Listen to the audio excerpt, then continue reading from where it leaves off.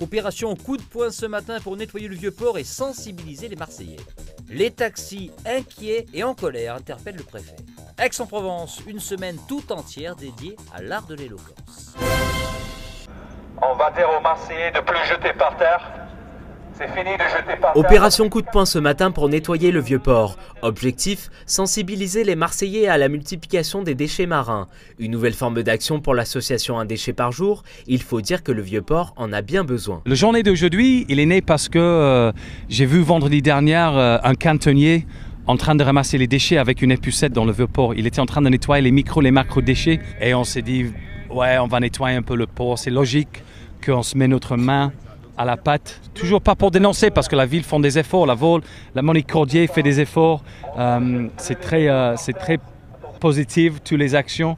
Et on va continuer comme ça parce que qui n'aime pas Marseille, quoi. On a un peu sensibilisé sur le Vieux-Port pour communiquer le message que nous sommes dans un état d'urgence au niveau de la plastification de nos océans. Le truc qui est bien avec le mégaphone, c'est que tout le monde comprend très vite de quoi on parle. Le message, il place très simplement, c'est positif. On vous invite vraiment sincèrement du fond de mon cœur de commencer à agir et de prendre soin de ta ville, ta planète et ta future. Une première action pour l'association qui ne compte pas s'arrêter là. La suite pour cet été, c'est les pirates du plastique. On va nettoyer 13 plages entre Ceux-et-les-Pins et la Ciotat. On va y arriver comme des pirates. On va inviter tous les plaisanciers de venir avec leur bateau. On a besoin de soutien de tout le monde pour faire que cet événement, déjà, il va avoir de l'envergure, mais que vraiment le balai d'or de la saleté devient le balai d'or de la propreté. Envoyer un message au préfet, c'était l'objectif des taxis marseillais. Ce matin, à l'appel des syndicats Alliance et STM, les chauffeurs de taxi ont manifesté dans les rues de Marseille. Ce que nous réclamons aujourd'hui, c'est l'application des différentes lois qui ont été promulguées en 2016 et 2017, c'est-à-dire la loi Thévenoud et la loi Grand-Guillaume. Et aujourd'hui, le constat que l'on peut faire aujourd'hui, c'est que nous avons des véhicules noirs qui circulent en permanence toute la journée, dont on sait que la plupart sont des véritables clandestins, qui utilisent des applications voyous qui ne respectent pas la loi. Et donc aujourd'hui, nous demandons l'application de la loi, la mise en place de contrôles efficaces, récurrents, pour permettre d'éliminer du bitume les voitures qui n'ont rien à y faire. Des chauffeurs qui pointent également du doigt l'insécurité des plateformes en ligne. Une certaine catégorie de personnes qui utilisent les applications sont déroutées de ce qu'ils faisaient avant. C'est-à-dire qu'avant, ils prenaient le taxi parce que c'était le mode de transport quand même le plus sûr, le plus contrôlé, le plus encadré qui existait pour le transport de personnes. Aujourd'hui, par l'intermédiaire de ces applications, vous avez une certaine partie, notamment les jeunes par exemple, qui utilisent ces transports au détriment de leur sécurité, puisqu'ils ne savent pas par qui ils sont transportés, dans quelles conditions. Et nous, on sait que la plupart ne sont pas assurés, quelquefois sont en défaut de permis, et pour quelques-uns sont quelquefois des repris de justice. Au lycée Jean Perrin à Marseille, c'est l'effervescence sur la piste et dans les stands où les élèves pilotes d'un jour donnent leur maximum.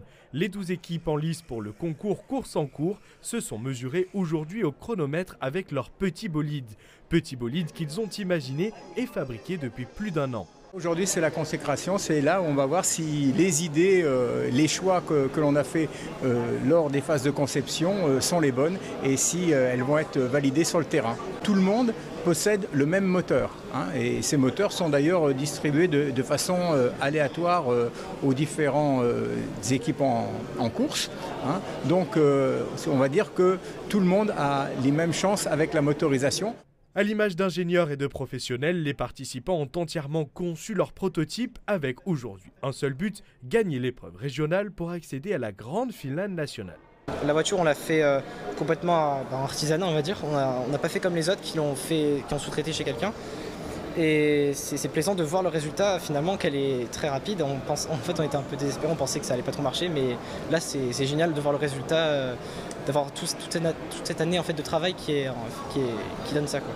Une compétition centrée sur les sciences et la technologie, mais qui développe aussi l'esprit d'équipe et la créativité.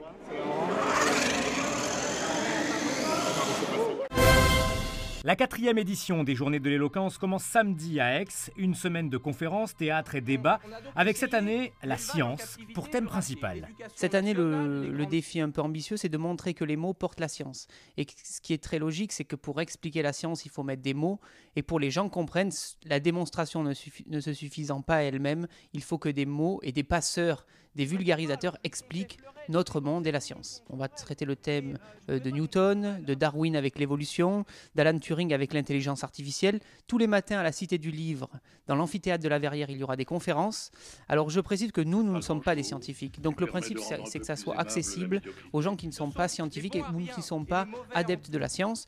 Donc le matin des conférences et l'après-midi du théâtre dans le collège Sainte-Catherine de Sienne, dans la rue Minier à Aix-en-Provence, où on va jouer la vie de Galilée, où on va jouer la vie de Marie Curie et de sa fille Irène, où on va jouer un spectacle qui s'appelle Rure sur le fait que les robots remplacent et remplaceront peut-être l'homme à terme.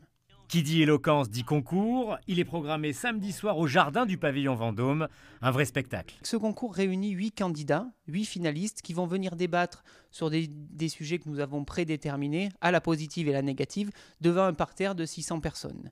Ils sont accompagnés d'un jury de personnalités publiques comme Bertrand Perrier, l'avocat coach du film à voix haute, ou encore Alex Lutz, acteur, Thomas VDB, humoriste et journaliste à France Inter, Caroline Rouge, journaliste sur France 5, et enfin Maître Antoine V, qui est l'associé d'Éric Dupond-Moretti.